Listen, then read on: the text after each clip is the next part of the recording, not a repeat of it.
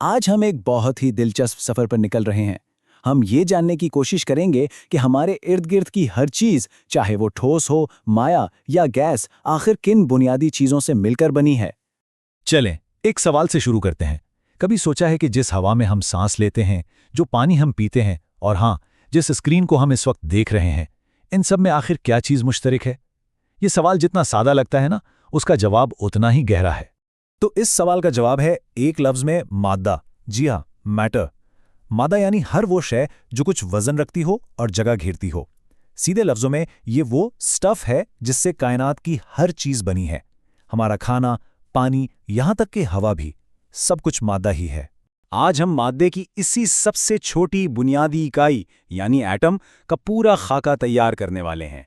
हम समझेंगे कि कायनात की ये नन्ही मुन्नी ईंटें आखिर काम कैसे करती हैं। तो चलें शुरू करते हैं। आज हम केमिस्ट्री की दिलचस्प दुनिया में गहराई तक जाएंगे। ये वो साइंस है जो इन सब सवालों का जवाब देती है और आपकी पढ़ाई के लिए एक मजबूत बुनियाद फराहम करेगी। तो आज हम क्या क्या देखने वाले हैं?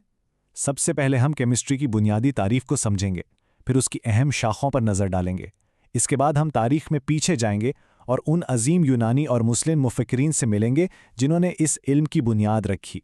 फिर देखेंगे कि जदीद कीमियादानों ने इसे कैसे आगे बढ़ाया। और हाँ, वो साइंसी तरीकाकार क्या है जिस पर यह सब काम करता है। कायनात की बुनियादी अशिया से शुरू करेंगे, फिर खालिस मादों को समझेंगे, केमिस्ट्री की दिलचस्प ज़बान को देखेंगे, अमेज़ों की दुनिया में जाएंगे, एटम के बिल्कुल मरकज़ में झांकेंगे। फिर इसके शनाख्ती कोड को समझेंगे, यानी वो क्या चीज़ है जो एक एटम को दूसरे से अलग बनाती है। फिर देखेंगे कि इतनी छोटी चीज़ का वज़न आखिर क्या कैसे जाता है। केमिस्ट्री की वो खुफिया ज़बान भी सीखेंगे जिसमें एटमों की कहानियाँ लिखी जाती हैं। और आखिर में हम इन तमाम अहम बातों का खुलासा करेंगे। ठीक है, तो आइए शुरू करते हैं सबसे बुनियादी सवाल से कि आखिर ये केमिस्ट्री है क्या। केमिस्ट्री ही वो जादुई धागा है जो हमारे इर्द गिर्द की हर बेजान और जानदार चीज़ को एक दूसरे से जोड़ता है। अगर सादा अल्फाज में कहें तो केमिस्ट्री कायनात की तरकीब की किताब की तरह है। ये हमें बताती है कि चीज़ें किन अज्जा से बनी हैं, वो आपस में कैसे मिलती हैं और कैसे एक शक्ल से दूसरी शक्ल में बदल जाती हैं, यानी हर चीज़ के पीछे की साइंस। चलें अब आगे बढ़ते हैं और देखते हैं कि केमिस्ट्री के इस वसी इल्म को समझने के लिए उसे किन शाखों में तकसीम किया गया है। देखें, केमिस्ट्री एक बहुत बड़ा सब्जेक्ट है, इसलिए इसे कई ख़ास शोबों में बांटा गया है। यहाँ कुछ अहम शाखें दी गई हैं, जैसे फिजिकल केमिस्ट्री, ऑर्गेनिक, बायोकेमिस्ट्री और बहुत सी दूसरी। इन सब का अपना एक ख़ास दायराकार है और इनके फ़र्क को समझना बहुत ज़रूरी है। ऑर्गेनिक केमिस्ट्री को आप ज़िंदगी की केमिस्ट्री कह सकते हैं। इसका हीरो कार्बन है। ये शाख कार्बन और उससे बनने वाले लाखों मुरक्कबात जैसे प्लास्टिक और हमारे जिस्म के मॉलिक्यूल्स का मुतालिया करती है। और जहाँ ऑर्गेनिक केमिस्ट्री ख़त्म होती है, वहाँ से इनऑर्गेनिक केमिस्ट्री शुरू होती है, यानी कार्बन के अलावा बाकी तमाम अनासिर और उनके मुरक्कबात का मुतालिया, जैसे नमक, धातें और पत्थर वगैरह। ये वो पॉइंट है जहाँ केमिस्ट्री और फिजिक्स आपस में मिलती हैं। फिजिकल केमिस्ट्री में हम ये देखते हैं कि कीमियाई रिएक्शंस के दौरान तवानाई, हरारत और क़ुव्वत जैसे क़वानीन कैसे काम करते हैं। बायोकेमिस्ट्री यानी खुद हमारी अपनी केमिस्ट्री, ये शाख हमारे जिस्म के अंदर होने वाले हैरान अंगेज कीमियाई अमल जैसे हाजमा, सांस लेना और डीएनए के राजों से पर्दा उठाती है। अच्छा, आज हम जो केमिस्ट्री पढ़ते हैं उसे समझने के लिए हमें ज़रा तारीख में पीछे जाना पड़ेगा, उन अजीम लोगों को जानने के लिए जिन्होंने सदियों पहले इसकी बुनियाद रखी थी। केमिस्ट्री का सफ़र बड़ा दिलचस्प रहा है। ये यूनानी दौर में फ़लसफ़ियाना सोच से शुरू हुआ, जहाँ एटम का तस्वर पेश किया गया। फिर मुस्लिम दौर आया, जिसने इसे लेबॉरेटरी में लाकर एक तजुर्बाती साइंस बनाया। और फिर आया जदीद दौर, जिसमें दुनिया भर के साइंसदानों ने मिलकर बड़ी बड़ी दरियाफ्तें कीं। और ये तस्वीरें इस तब्दीली को बेहतरीन तरीके से दिखाती हैं। मुस्लिम दौर के अजीम साइंसदान जैसे जाबिर बिन हय्यान, जिन्हें केमिस्ट्री का बाप भी कहा जाता है, और अल राज़ी, उन्होंने सिर्फ सोचा नहीं बल्कि तजुर्बात किए और जदीद केमिस्ट्री की बुनियाद रखी। इन साइंसदानों का काम सिर्फ नज़रियात तक महदूद नहीं था। जाबिर बिन हय्यान ने लेबॉरेटरी में इस्तेमाल होने वाले कई तरीके ईजाद किए। अल राज़ी ने सल्फ्यूरिक एसिड बनाया और एनेस्थीसिया का इस्तेमाल किया, और इब्ने सीना ने तो तिब की दुनिया में इनकलाब बर्पा कर दिया।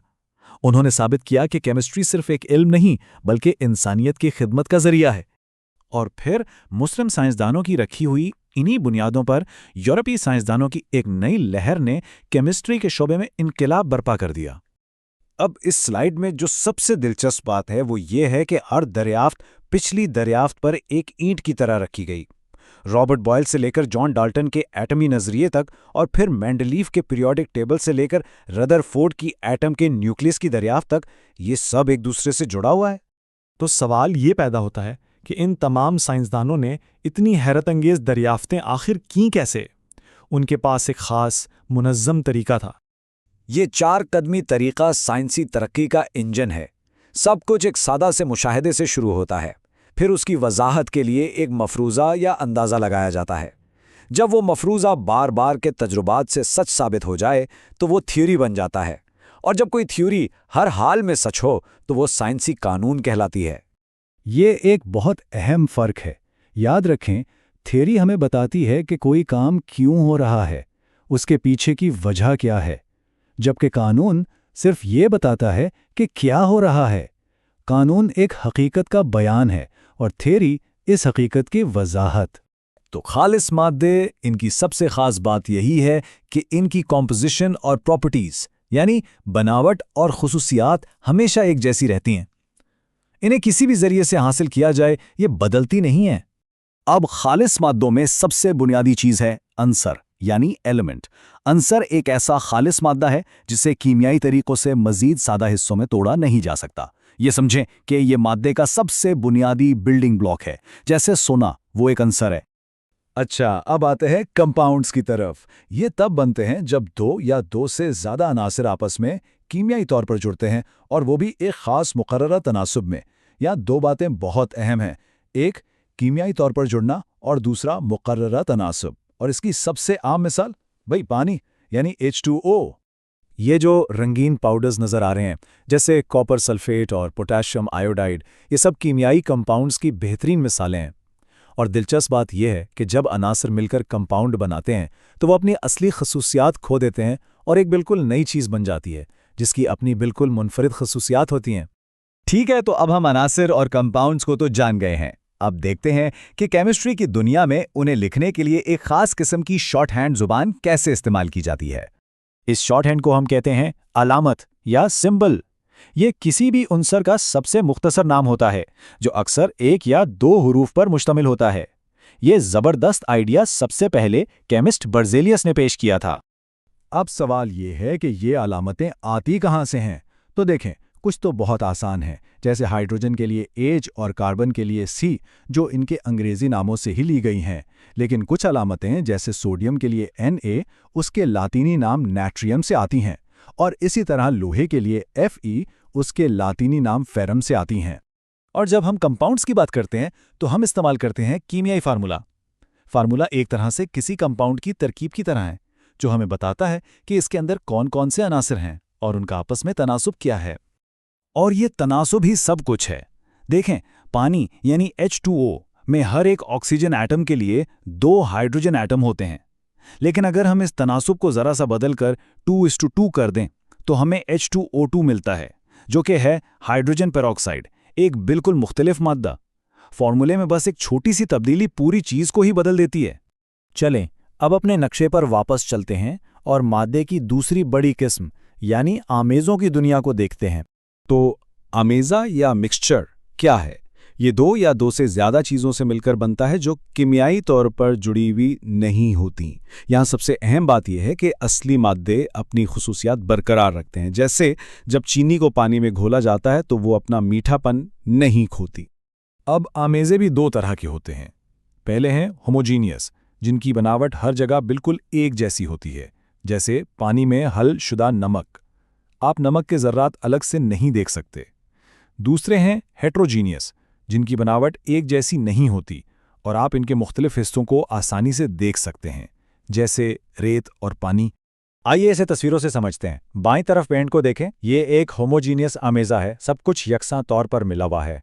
और दाईं तरफ है सलाद, एक बेहतरीन हिट्रोजीनियस आमेज़े की मिसाल, जहां आप टमाटर, खीरे, प्याज सब कुछ अलग अलग साफ देख सकते हैं। ये केमिस्ट्री की सबसे आम उलझनों में से एक है। कंपाउंड और आमेज़े में आखिर फ़र्क क्या है? चलें आज इन दोनों का आमने सामने मुआवजा करके इस बात को हमेशा के लिए साफ कर लेते हैं। इस फर्क को समझने के लिए ना, लोहे और गंधक की मिसाल से बेहतर कुछ नहीं है। जरा सोचें, आपने लोहे का बुरादा और गंधक का पाउडर बस मिक्स कर दिया। ये एक आमेजा है। लोहा अभी लोहा है, आप मैग्नेटिस लेंगे तो वो चिपक जाएगा। लेकिन असल जादू अब होता है जब आप इस आमेजे को गर्म करते हैं तो एक कीमियाई रिएक्शन होता है। अब ये दोनों मिलकर एक बिल्कुल नई चीज बना देते हैं, आयरन सल्फाइड। और जानते हैं क्या, ये नया कॉम्पाउंड मैग्नेटिस से नहीं चिपकता, क्योंकि ये एक बिल्कुल नया मादा बन चुका है। तो खिलासा ये है, कंपाउंड कीमियाई मिलाप से बनते हैं, जबकि आमेजे सिर्फ तबई तौर पर मिलाने से कंपाउंड्स में अज्जा अपनी असली खुसूसियात खो देते हैं, जबकि आमेजों में वो अपनी खुसूसियात बरकरार रखते हैं। और हाँ, कंपाउंड्स का तनासुब हमेशा फिक्स होता है, जबकि आमेजों में ऐसा कोई उसूल नहीं होता। आइए एटम के अंदर चलते हैं और देखते हैं कि वहां आखिर है क्या। ये एक बहुत ही गहरा सवाल है जिसका जवाब साइंसदान सदियों से ढूंढ रहे हैं, और जवाब हैरत अंगेज तौर पर बहुत सादा है। हर चीज एटमों से बनी है, लेकिन सवाल तो यह है कि एक एटम खुद किस चीज से बना है। हर एटम के अंदर असल में सिर्फ 3 बुनियादी ज़र्रात होते हैं। इन्हें आप कायनात के लेगो ब्लॉक समझ लें। ये हैं प्रोटॉन, न्यूट्रॉन और इलेक्ट्रॉन। जी हाँ, बस यही 3 ज़र्रात मिलकर हर वो चीज़ बनाते हैं जिसे हम जानते हैं और देख सकते हैं। अब देखें, इनकी तरतीब बहुत खास है। जरा तसव्वुर करें कि एटम एक छोटा सा निज़ाम शमसी है। इसके बिल्कुल मरकज़ में यानी न्यूक्लियस में मुस्बत चार्ज वाले प्रोटॉन और बगैर चार्ज वाले न्यूट्रॉन एक साथ जुड़े हुए हैं, और इस मरकज़ के इर्द गिर्द मनफी चार्ज वाले इलेक्ट्रॉन एक नाकाबिले यकीन रफ्तार से चक्कर लगा रहे हैं, बिल्कुल वैसे ही जैसे सैयारे सूरज के गिर्द घूमते हैं। ठीक है, अब जब हम एटम की साख्त जान गए हैं तो सवाल यह है कि हम एक उन्सुर जैसे सोना को दूसरे उन्सुर जैसे ऑक्सीजन से अलग कैसे पहचानते हैं। इसका जवाब यह है कि हर उन्सुर का अपना एक मुनफरिद शिनाख्ती कोड होता है। तो ये है सबसे अहम बात। एटमी नंबर, जिसे हम Z से जाहिर करते हैं, किसी भी उन्सर का हतमी शनाख्ती कार्ड है। ये सिर्फ और सिर्फ न्यूक्लियस में मौजूद प्रोटॉन्स की तादाद है। अगर प्रोटॉन 1 है तो वो हाइड्रोजन है, अगर 8 हैं तो वो ऑक्सीजन है। प्रोटॉन्स की तादाद बदल लें तो समझें आपने पूरा उन्सर ही बदल दिया। अगली चीज है मैस नंबर यानी A। ये एक तरह से एटम के वजन का हिसाब है। ये न्यूक्लियस में मौजूद प्रोटॉन्स और न्यूट्रॉन्स की कुल तादाद है। आप सोच रहे होंगे कि इलेक्ट्रॉन्स कहाँ गए, तो बात यह है कि उनका वजन इतना कम होता है कि हम उसे गिनती में शुमार ही नहीं करते। और ये देखें कितने शानदार तरीके से हम ये सारी मालूमात एक ही जगह पर दिखा सकते हैं। ये किसी के अंसुर को लिखने का मेयारी तरीका है। ऊपर बाएं तरफ मास नंबर A, नीचे बाएं तरफ एटमी नंबर Z और दरमियान में उस अंसुर की अलामत X। एक नज़र में एटम की पूरी कहानी। चलें अब इस इल्म को इस्तेमाल करके देखते हैं। अगर हमें न्यूट्रॉन्स की तादाद मालूम करनी हो तो क्या करेंगे? बहुत आसान है। हम मास नंबर A में से एटमी नंबर Z को माइनस कर देंगे। जैसे कार्बन की इस मिसाल में मास नंबर 12 है और एटमी नंबर 6 है, तो 12 में से 6 गए, मतलब कार्बन 12 के एक एटम में 6 न्यूट्रॉन्स होते हैं। सादा सी रियाजी है। लेकिन यहाँ कहानी में एक दिलचस्प मोड़ आता है। क्या एक ही उन्सुर के एटमों का वजन मुख्तलिफ हो सकता है? जी हाँ, बिल्कुल हो सकता है, और इन्हें हम आइसोटोप्स कहते हैं। ये एक ही खानदान के अफराद की तरह हैं। उनका नाम यानी प्रोटॉन्स की तादाद तो एक ही रहती है, लेकिन उनका वजन यानी न्यूट्रॉन्स की तादाद थोड़ी मुख्तलिफ हो सकती है। कार्बन इसकी बेहतरीन मिसाल है। दुनिया में ज्यादातर कार्बन एटम कार्बन 12 होते हैं, जिनमें 6 प्रोटॉन और 6 न्यूट्रॉन होते हैं। लेकिन कुछ कार्बन एटम कार्बन 13 भी होते हैं, जिनमें 7 न्यूट्रॉन होते हैं, और कुछ कार्बन 14 भी, जिनमें 8 न्यूट्रॉन होते हैं। ये सब हैं कार्बन ही, बस थोड़े से मुख्तलिफ वजन के साथ। ठीक है, तो अब हम ये तो जान गए कि एक ही उन्सर के मुख्तलिफ वजन हो सकते हैं, लेकिन सवाल यह है कि हम इतनी छोटी ना नजर आने वाली चीज़ का वजन आखिर करते कैसे हैं? ये एक बहुत बड़ा चैलेंज था और इसका हल बहुत ही ज़बरदस्त है। आप खुद सोचें, किसी ऐसी चीज़ को ग्राम या किलोग्राम में कैसे तोला जा सकता है जिसे आप देख भी नहीं सकते? ये तो मुमकिन ही नहीं है। इसीलिए साइंसदानों ने एक बहुत ही होशियार तरीका निकाला। उन्होंने एटम को बराह रास्त तोलने के बजाय एक तुलनात्मक निज़ाम बनाया। उन्होंने कार्बन 12 के एटम को एक मयार बना लिया और कहा, ठीक है, आज से इसका वजन ठीक 12 यूनिट है। अब बाकी तमाम एटमों का वजन इसी के मुकाबले में किया जाता है, ये देखते हुए कि वो कार्बन 12 से कितने भारी या हल्के हैं। इस तुलना मुकालिबा पैमाइश की इकाई को एटॉमिक मास यूनिट या AMU कहते हैं। आसान लफ्जों में एक AMU कार्बन 12 एटम के वजन का ठीक 12वां हिस्सा है। ये केमिस्ट्री में वजन की म्यारी इकाई बन गई। अगर आपने कभी पीरियोडिक टेबल देखा हो तो गौर किया होगा कि ज्यादातर अनासिर का एटमी मास एक पूरा नंबर नहीं होता, बल्कि उसमें आशारिया होता है। ऐसा क्यों है? इसकी वजह वही आइसोटोप्स हैं। कुदरत में किसी उनसर के मुख्तलिफ आइसोटोप्स मुख्तलिफ मिकदार में पाए जाते हैं। तो जब हम उन सब का औसत निकालते हैं तो हमें आशारिया में जवाब मिलता है। इसे औसत एटमी मास कहते हैं। चले, अब जब हमने एक एक एटम को समझ लिया, तो अब देखते हैं कि जब ये एटम आपस में मिलकर मॉलिक्यूल्स और कंपाउंड्स बनाते हैं तो हम इन्हें लिखते कैसे हैं। केमिस्ट्री में हम लंबे लंबे नाम लिखने के बजाय एक किस्म की शॉर्ट हैंड इस्तेमाल करते हैं, जिसे कीमियाई फार्मूला कहते हैं। ये फार्मूला हमें सिर्फ ये बताता है कि किसी भी चीज़ में कौन कौन से अनासर शामिल हैं और उनके एटमों का आपस में क्या तनासुब है। अब कीमियाई फार्मूले भी दो अहम किस्मों के होते हैं। पहला है एम्पिरिकल फार्मूला। यह आपको सिर्फ सबसे सादा तनासुब बताता है, जैसे किसी तरकीब में चीनी और आटे का तनासुब 1 और 2 का है। जबकि दूसरा मॉलिक्यूलर फार्मूला आपको एटमों की असल तादाद बताता है, यानी 1 कप चीनी और 2 कप आटा। ये टेबल इस फर्क को बिल्कुल वाजे कर देता है। बेंजीन को देखें, इसका सबसे सादा तनासुब है 1 कार्बन और 1 हाइड्रोजन, यानी CH। लेकिन इसके एक मॉलिक्यूल में असल में 6 कार्बन और 6 हाइड्रोजन होते हैं, यानी C6H6। दूसरी तरफ पानी को देखें, इसका सादा तरीन तनासुब और असल तादाद दोनों एक ही हैं, H2O। चलें, अब तक हमने जो कुछ भी सीखा है इसे जल्दी से समेटते हैं ताकि तमाम अहम बातें जहन में ताज़ा हो जाएं। तो केमिस्ट्री के ये 4 सुतून याद रखें। पहला, उसकी तारीफ यानी माद्दे का इल्म। दूसरा, उसकी अहम शाखें। तीसरा, वो अजीम साइंसदान जिन्होंने इस इल्म को शक्ल दी। और चौथा, वो साइंसी तरीका जिस पर अमल करके उन्होंने ये सब कुछ दरियाफ्त किया। तो अब हमने सारे हिस्से जमा कर लिए हैं। आइए इन सब को एक साथ जोड़कर एटम का एक मुकम्मल खाका बनाते हैं। ये माइंड मैप हमारे आज के पूरे सफ़र का खुलासा है। बिल्कुल दरमियान में है एटम। हमने सीखा कि ये प्रोटॉन, न्यूट्रॉन और इलेक्ट्रॉन से बना है।